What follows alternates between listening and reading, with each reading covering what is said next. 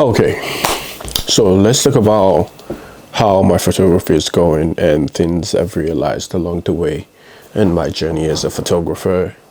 I mean, yes, I do videography also, but more focused photography. One thing is, photography is subjective. Everyone has a different style, different way they want their pictures to come out. So your pictures can't really be the same as someone else's. You need to know your style. And sometimes you might find it immediately like that. And sometimes it takes a long time, 2 years, 3 years.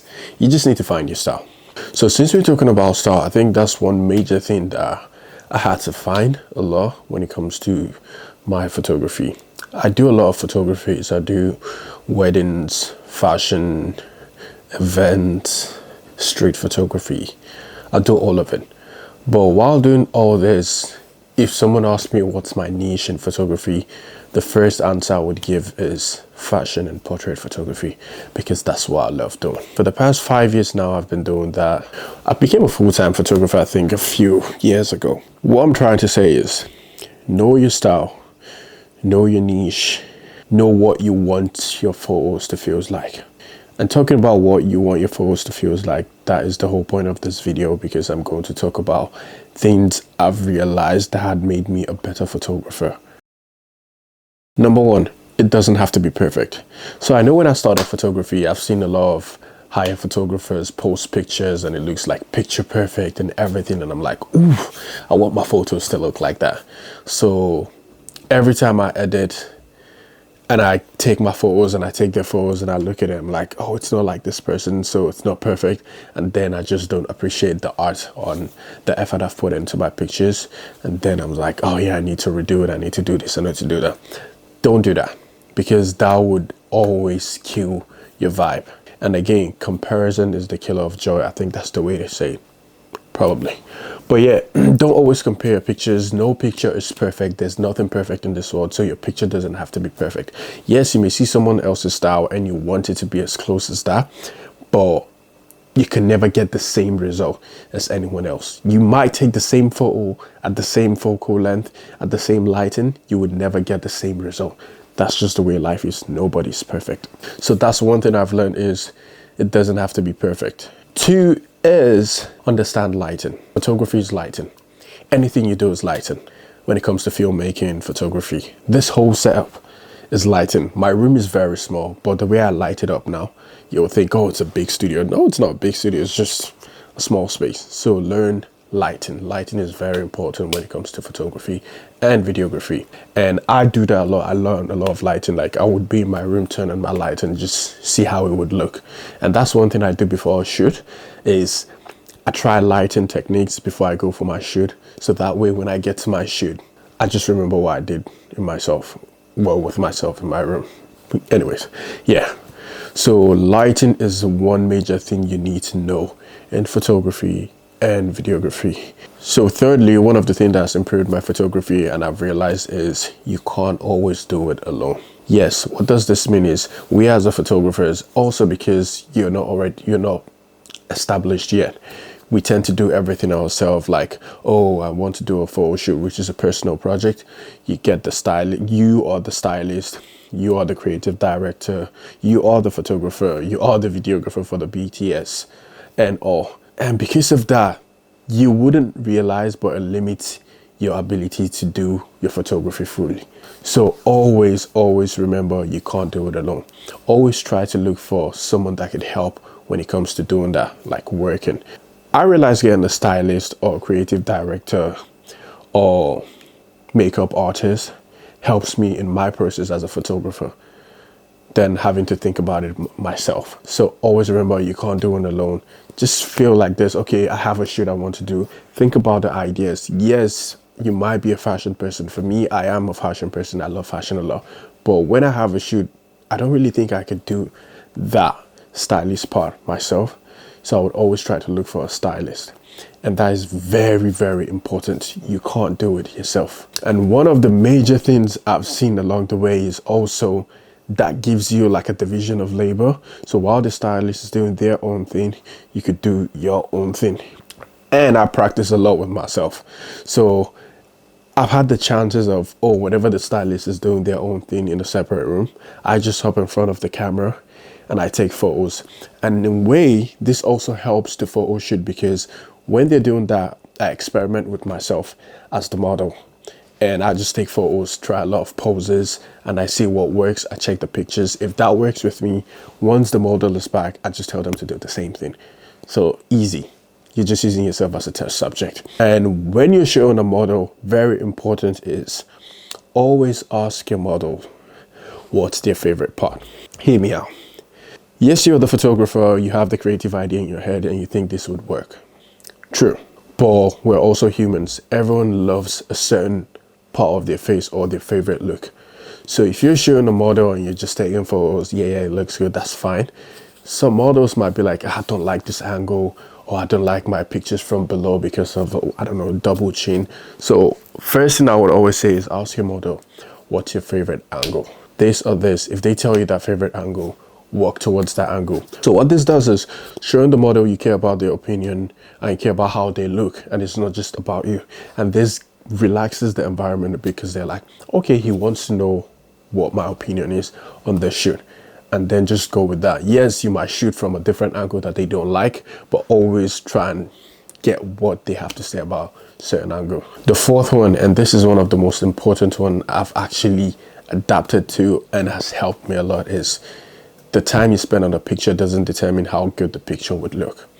And what I mean by this is, before, whenever I take a photo and I go to edit it, like post-production, and sometimes the picture would look almost perfectly good, well, close to perfect or really good straight out of camera, and then I take it to post and all I had to do is probably adjust the lighting a little bit, adjust the contrast, and it looks good. And I see that it looks good. I know it looks good, but there's another part of my brain that tells me you just spent like what, 10 minutes on this picture, so it's not good enough. So I'm fighting myself like, oh, is this good enough? Oh, is this good enough? That is one thing that has brought me down a lot of time. It's like, okay, I need to spend at least an hour on this picture for me to feel it's good enough. No, you don't. Like, the amount of time you spend on the picture doesn't determine how good the picture is. Sometimes you might even take a photo out of the camera, straight out of the camera, and boom, post it. It still looks good. You don't have to do any post edit in certain pictures. It just depends. And I feel like a lot of people feel they need to do a lot on a picture to make it, to be worthy of, or to be worthy of posting it online. So again, the time you spend on your picture doesn't determine how good your picture would look. You could spend an hour on a picture. Yes, it would look amazing. You could spend less than 5 minutes on a picture and the picture would still look amazing. Just know what you want your picture to say, how you want it to come out there. And if you could get it spot on straight from the camera, go for it. And the final one is retouching. I think I started as wanting to be a retoucher. So when I was learning photography, I was trying to retouch every single picture I have. Skin retouching, making the skin smooth, making it to look, again, perfect. And I did that for a while. It takes a lot of time. That's one thing. Two, it takes a lot of skills. Yes, I have been able to achieve the look I want when it comes to retouching, like, or make it look as natural as possible. For example, this photo. So I have been able to do that. But I realized I don't have to retouch my photos. I don't even want to retouch my photo, which is funny, is I don't want to retouch my photos. So what I do right now is I barely retouch any of my photos. I still do the basic skin refinement. So if you have a blemish, I'll take the blemish out. If there's like a color imbalance, I will do that. But I'm not going to make your skin smooth. I think I've moved past that, and this is my personal opinion, is I just don't like it anymore. I don't enjoy it like I used to do from the start. I enjoy just taking a photo, making it look as natural as possible, and just posting it. And one of the major thing again is every time I take a photo of myself, because I do a lot of self-portrait, is I never retouch it. I just post it. Like, I just post it. I don't do anything. I don't make my skin smoother. And that's when I started telling myself, so if I don't do that and I enjoy the pictures, why do I always focus so hard on someone else's picture just to make them flawless? And because of that, now I always aim for a natural, as much as it could be, natural looking photos. And yeah, you might get clients that want to look unnatural. I tend not to take that job, especially when it comes to collaborative shoots. If you want that, or I want to look unnatural, smoothing, I tend not to take it anymore because that's not where I am going to.